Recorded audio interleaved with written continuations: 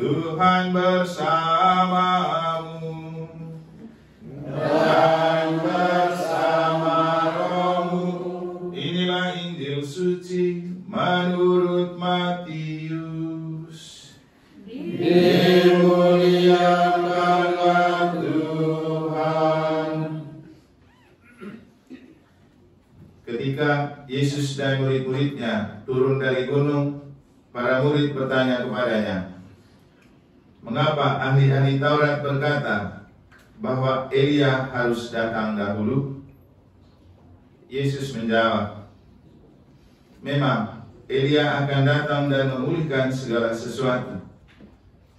Dan aku berkata kepadamu, Elia sudah datang, tetapi orang tidak mengenal dia dan memperlakukannya menurut kehendak mereka.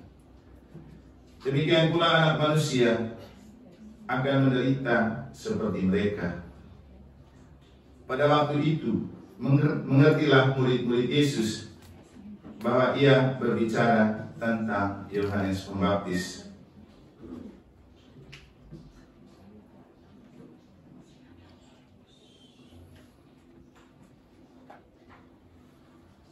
Demikianlah sabda Tuhan.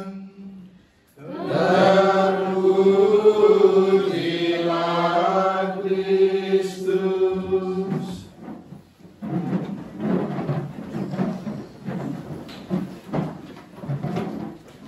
Yang saya kasihi, pastor bersama anak-anak, seluruh keluarga, para suster, keluarga besar lingkungan Santa Francisca, keluarga besar lingkungan Marsudirini, keluarga besar komunitas ME, yang semuanya saya kasihi dalam Tuhan dan Ibu Maria. Kehadiran yang begini banyak dari berbagai macam bentuk komunitas rasanya sudah cukup untuk menunjukkan bahwa Ibu Maria dan pastor keluarga memang adalah figur yang hidup dalam kasih. Dan ketika kita telah hidup dalam kasih dan menghidupkan kasih, itulah jaminan terbesar untuk kita tidak perlu takut dengan kematian. Di bagian akhir bacaan pertama, kitab Sirat menulis begini, "Berbahagialah orang yang telah melihat engkau dan yang meninggal dalam kasih." Meninggal dalam kasih dan ditinggalkan dengan kasih adalah dua hal yang akhirnya sangat menentukan kebahagiaan. Untuk orang yang sudah meninggal, ketika dia meninggal dalam kasih, itu membahagiakan, karena kasih adalah Allah. Meninggal dalam kasih berarti meninggal dalam Allah. Maka kalau kita meninggal dalam Allah, apalagi yang kita takutin? Kan kita kembali kepada Allah.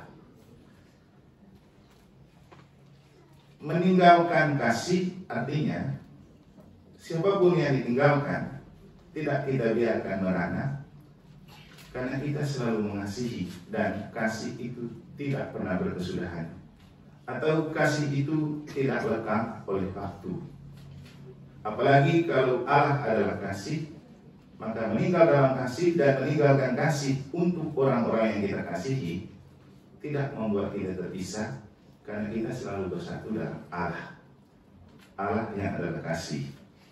Maka dengan ini jelas bagi kita, mari kita hidup dalam kasih, menghidupkan kasih, supaya ketika dia meninggal, kita berbahagia karena kita meninggal dalam kasih dan meninggalkan kasih bagi siapapun yang kita tinggalkan.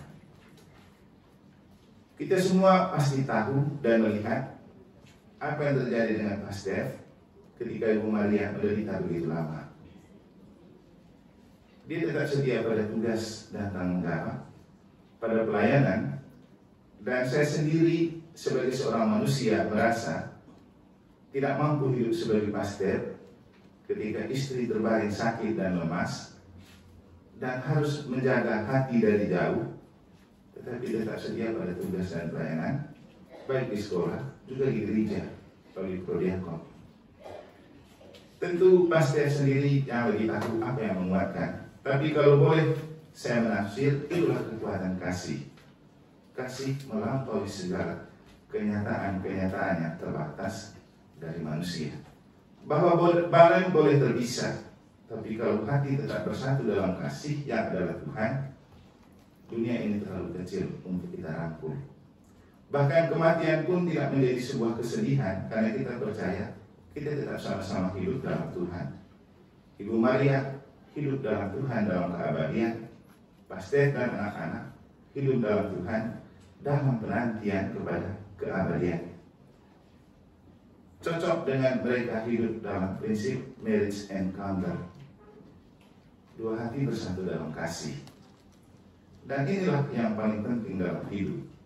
Menyatukan diri dalam kasih, karena Allah adalah kasih. Tadi waktu makan pagi di Susteran, karena kita kan tadi renungannya tentang untuk dapat melihat Allah yang bercahaya, kita butuh hati yang bening dan pikiran yang jernih. Itulah yang dituliskan oleh Mazmur. Ya Allah, pulihkanlah kami, buatlah wajah-Mu bersinar, maka selamatlah kami. Bagaimana agar kita bisa melihat wajah Allah yang bersinar? Dan ketika kita mati, kita itu pasti akan melihat wajah Allah yang bersinar itu. Tapi bagaimana supaya di dunia ini sinar wajah Allah itu tetap kita lihat? Karena sebenarnya bukan wajah Allah yang tidak pernah bersinar atau jarang bersinar, tapi kacamata hati dan mata pikiran kita yang kurang mampu melihat sinar wajah Allah.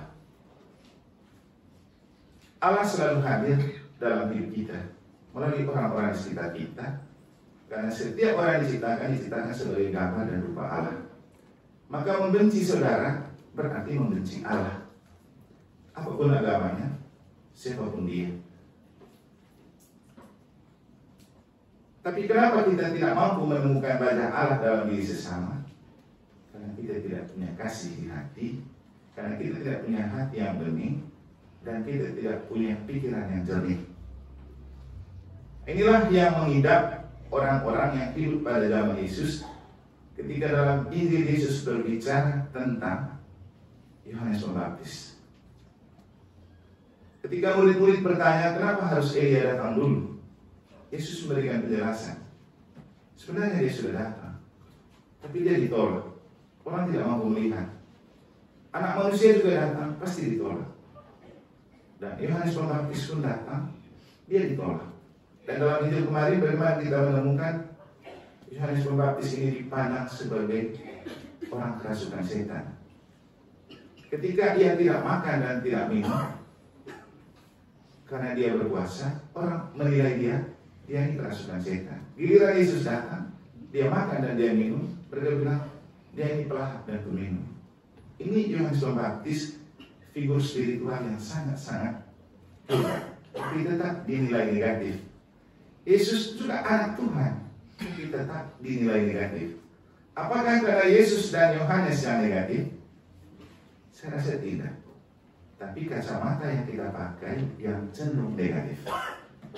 Contoh, tadi pagi saya memakai contoh begini. Suasana ini malam, ada terang lampu. Ketika saya melihat dengan kacamata bening, maka saya melihat terang ini. Ketika saya mengganti dengan kacamata hitam, maka saya tidak lihat terang seperti ini lagi. Dia agak hitam. Maka apa yang membuat dia hitam? Bukan kenyataan yang memang hitam, tapi kacamata yang saya pakai itulah yang mempengaruhi apa yang kita lihat.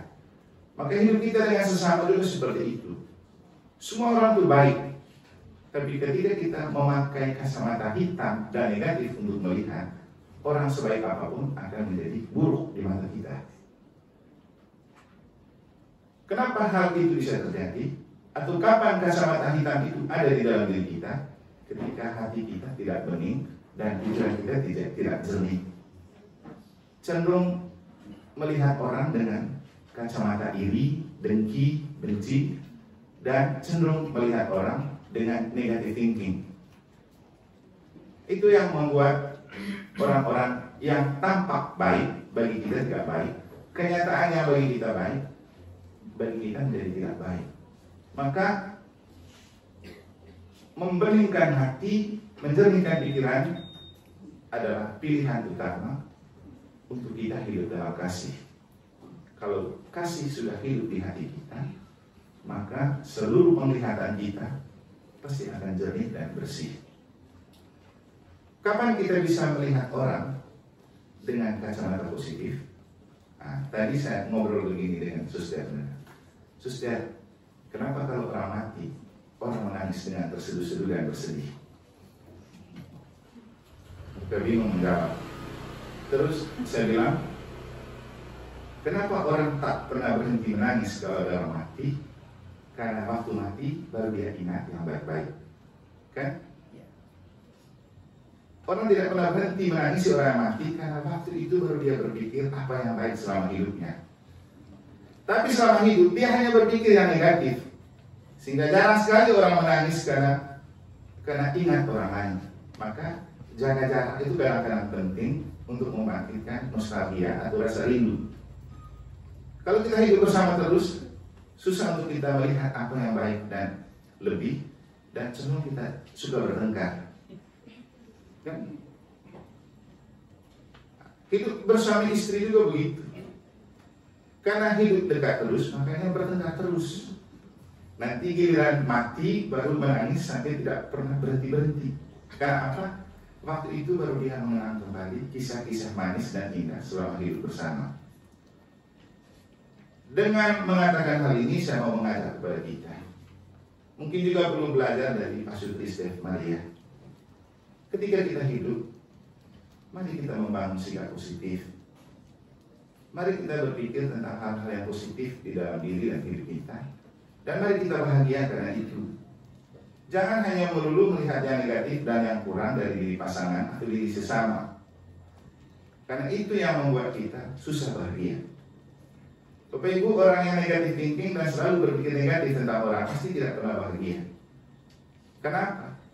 Orang punya kelemahan dan kekurangan saja menjadi persoalan untuk dia, apalagi punyanya sendiri.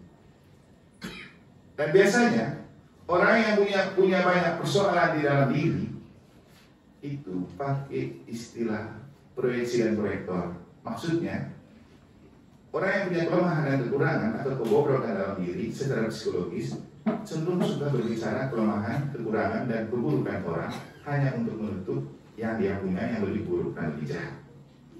Nanti Bapak Ibu bisa buat survei. Siapa di antara kita yang suka membicarakan orang? Siapa yang di antara kita suka membicarakan dosa dan kesalahan dan sikap negatif orang? Pasti dia punya jauh lebih buruk dan lebih jahat. Hanya soal waktu saja kapan dia tampak pada publik. Sehingga mumpung masih masa Adventus, kita masih punya satu pekan untuk Natal.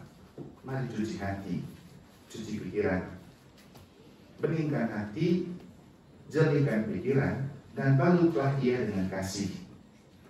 Orang yang hidup dalam kasih akan mudah bahagia daripada orang yang hidup dalam kebencian. Kita perlu belajar dari almarhum Ibu Maria bersama Pak Stef ketika mereka masih hidup. Dalam suka dan duka, untung dan malang, sehat dan sakit selalu bersama. Dan mari kita hidup untuk menemukan hal-hal yang positif dan kekuatan-kekuatan di dalam diri dan pribadi, baik yang kita punya atau yang orang punya. Karena itulah yang membuat kita hidup dalam pengertian dan pemahaman. Saya rasa baik sekali apa yang disampaikan oleh Yesus atau Injil di bagian akhir, ketika Yesus berbicara tentang demikian pula manusia akan menderita seperti mereka, dan murid-murid pada waktu itu mengerti bahwa ia berbicara tentang Yohanes. Mengerti hidup itu susah. Mengerti hidup sendiri susah, apalagi mengerti hidup orang. Tapi ketika kita hidup dalam pengertian atau saling pengertian, itu yang membuat kita bisa menemukan kebahagiaan. Contoh, ketika kita tahu bahwa pasangan kita punya kelebihan dan kekurangan begini dan begitu, itu membuat kita mengerti dan paham bahwa kalau kita menemukan kekurangan, itulah dirinya. Kalau kita menemui kelemahan, itulah bagian dari hidup pasangan kita, hidup dari orang-orang sekitar kita. Maka ketika kita menemukan hal itu, kita mengerti dan paham, itulah dia. Tapi sering terjadi justru kita ketika menemukan kelemahan dan kekurangan pada diri pasangan dan orang, itu yang sering dipersoalkan, mempersoalkan kekurangan, mempersoalkan kesalahan. Nah, itu yang membuat hidup tidak pernah bahagia, tidak ada saling pengertian. Saya hidup bersama Mas Dana, saya mempelajari karakternya, saya mempelajari sifatnya, dan orangnya dia memang pendiam, tidak banyak omong, sekali omong pasti berbobot. Maka ketika dalam sebuah diskusi saya melihat Mas Danang kurang banyak bicara, itu yang membuat saya paham ini baru namanya Mas Danang, karena karakternya seperti ini. Tidak bisa saya paksa supaya dia omong banyak seperti saya, begitu. Karena kita punya karakter berbeda. Nah, demikian juga dalam hidup berpasutri. Setiap orang yang menikah tidak punya karakter yang sama dan pasti tidak punya sifat yang sama, karena mereka menikah untuk saling melengkapi kelebihan dan kekurangan, maka pasti tidak pernah sama. Maka dalam perbedaan itu yang diminta adalah saling pengertian untuk saling melengkapi. Nah, masalah selalu terjadi karena orang suka mempersoalkan apa yang dipandang kurang dan lemah, padahal itu diberikan dan membuat kita tahu supaya kita saling mengerti dan memahami.